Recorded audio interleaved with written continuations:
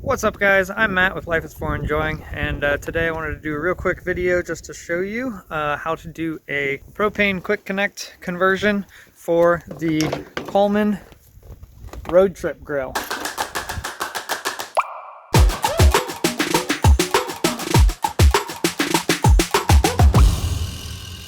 So basically for Christmas this past year, we received a Coleman RoadTrip grill for when we go RVing.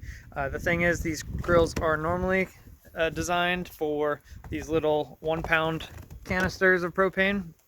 And while they call those cans disposable, they are not easily disposable. Our waste company here does not take those, and searched for the nearby companies, and basically the only way to dispose of these is to pay for someone or wait for the community hazardous waste pickup programs or whatever. So we already have a few of these kind of building up in our garage, but it's not the ideal situation. We don't want to just keep using those. They're kind of wasteful.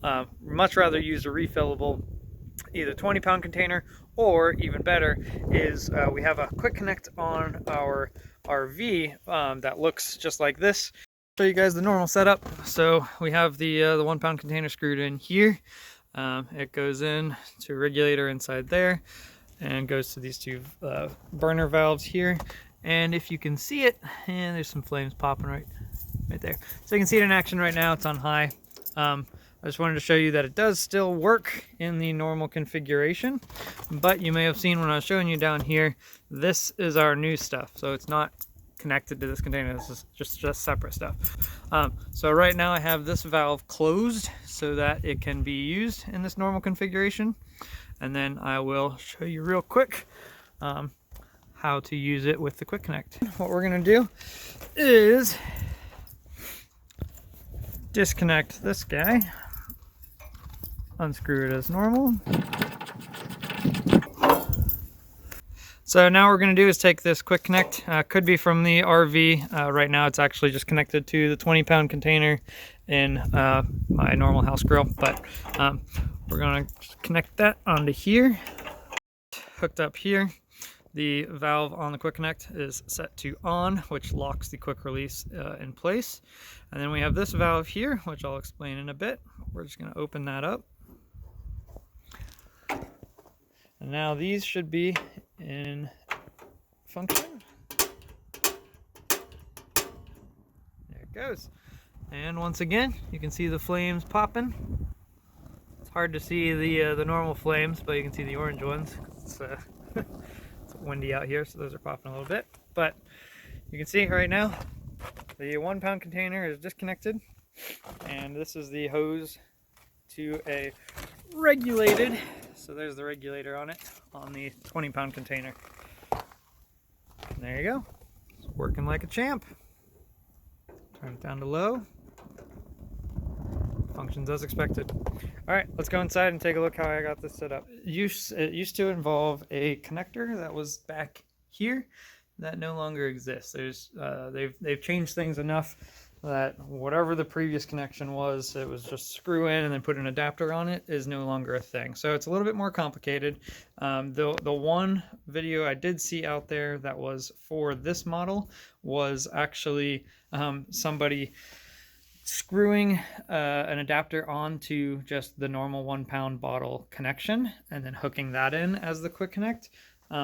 And while that may work, it is not the correct way to do things. And it probably won't work reliably.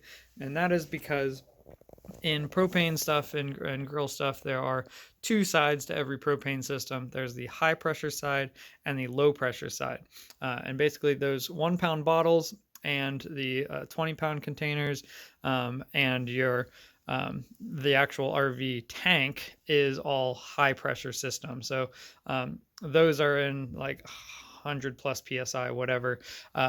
But when it actually gets to the outlets of a grill, what's actually making the flame, these are all expected to be low pressure system.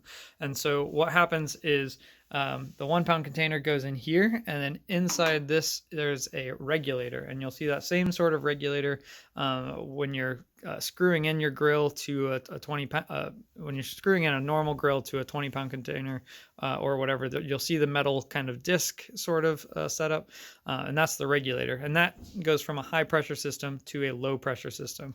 So a regulator is always expecting to be hooked up to a high pressure system, and then it brings it to low pressure for the rest of the appliance or the grill. And so basically, whenever you have a quick connect set up on an RV, that quick connect is on the low pressure side of the system already. So if you were to connect the quick connect through an adapter into this, you would be going through a second regulator, because there's already the regulator on the RV side that gets it to low pressure, and then this input is expecting high pressure. So you'd be connecting a low pressure hose to a high pressure system, and that would not work as expected. Basically, the regulator would be should be just allowing it to pass through, because it's already low pressure, but regulators are expecting to have high pressure on one side. So it won't work reliably. So what we needed to do was bypass that regulator. But I wanted to leave it in a convertible sort of setup so we could use either this hookup or the quick connect. And so we left the regulator inside here, but now we also have this one which bypasses it. And that's why I also have this valve here, because this bypasses the regulator. If we were to leave this open while something was connected here, that would just open up. It would just let propane flow out, and that's no good. That's how you start a good fire. So that's why I added the valve there. But let's go ahead and open this up so I can show you what the actual technique is that I used here. The actual iron grid plates off, grill plates off.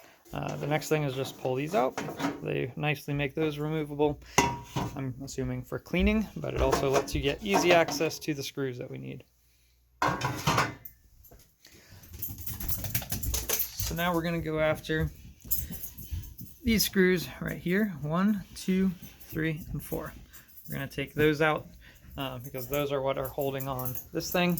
That lets us get to all the plumbing and the regulator. 4 screws removed, so now this should kind of slide out like that. So make sure you have a hold of it, because there's one more wire here. These two guys just kind of slide out. The fittings just kind of go inside that tube, so that slides out. But the wire for the spark starter is still connected. So I'm just going to pull that, and it should slide right out of the spark starter. It's hard to see with this shield in the way, but basically what's happening here, I'll go ahead and take the shield off just so you can see it better. All this heat shield is, for getting it on and off, is this little slidey tab over on the right. Locks it in like that, and then there's one screw on this side, so that's pretty easy to take off. Alright, so this here is the regulator that I was talking about earlier. You can see it will expect a high pressure system to be connected here, and then this lowers the pressure down to more like a half PSI, if I remember right, onto this side. So we have this just simple tube up through here.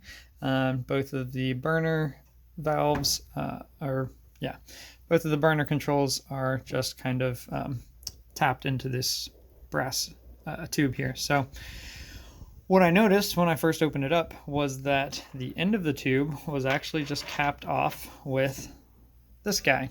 So it had just this nut right here, which is actually an M8 by 0.75 metric threads. So again, not pipe thread. This is not NPT. This is an M8 by 0.75 metric normal, just bolt and nut threads. And so that made it a little bit difficult to find an adapter between that one and everything else, because everything else, normal brass fittings, are all NPT, which is not the National Pipe Thread. And so while I was able to find different sizes and fittings that go between each size, it was very difficult to find. But this was an M8 by 0.75 to 1/8 NPT. So very hard to find adapter. I'll put a link down in the description. Hopefully it doesn't disappear off of eBay entirely, so people can see that it's out there. Anyway, that was the hardest part of this whole situation, was this adapter right there. Once you have that adapter there, just this guy, now we're in 1/8 NPT connections. It's not too difficult to find. right angle elbows for that.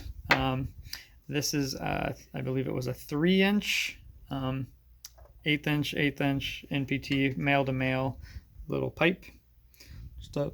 Just a short one. You could probably do a 1/2 inch shorter than that. You could probably do a 2.5 inch, but I wouldn't go much shorter than that. And I was hoping I would get lucky with these holes that were on the bottom and fitting it through one of them. I was not, so I did have to cut it with a Dremel to get this guy through.